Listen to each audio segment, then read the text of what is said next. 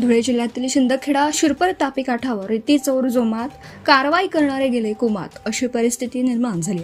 काही दिवसांपूर्वी वरपाडे नदीकाठावरील रेतीची चोरी कोट्यावधी रुपयाची झाली, परंतु महसूल विभाग व स्थानिक अधिकाऱ्यांनी हप्ते घेऊन शासनाचा मोठ्या प्रमाणात महसूल बुडवला, तरी देखील त्यांच्यावर कुठलीही कारवाई झाली नाही. म्हणजेच आंधळं दळतंय कुत्रं पीठ खाता ही परिस्थिती निर्माण झाली. शिंदखेडा तालुक्यातील तापी नदी काठावर दररोज लाखो रुपयांची रेती चोरी होते.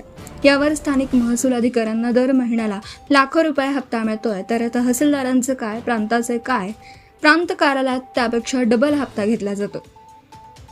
म्हणून महसूल चोर जोमात, अधिकारी गेले कुमात अशी परिस्थिती निर्माण झाली. यामागे मोठे नेत्यांचे देखील हात असल्याचं बोललं जातं. मग करणार काय? जर शासनाचे प्रतिनिधी आहेत ते भ्रष्ट असल्यामुळे हा महसूल खुल्याम चोरी केला जातो. यावर आता जिल्हा अधिकारी व जिल्हा महसूल अधिकारी कारवाई करतील का, ते देखील विकले जातील अशी परिस्थिती निर्माण झाली. यावर नाशिक विभागीय अधिकाऱ्यांनी कारवाई करावी अशी मागणी स्थानिक नागरिक करत आहेत. Subscribe now and press the bell icon. Never miss an update.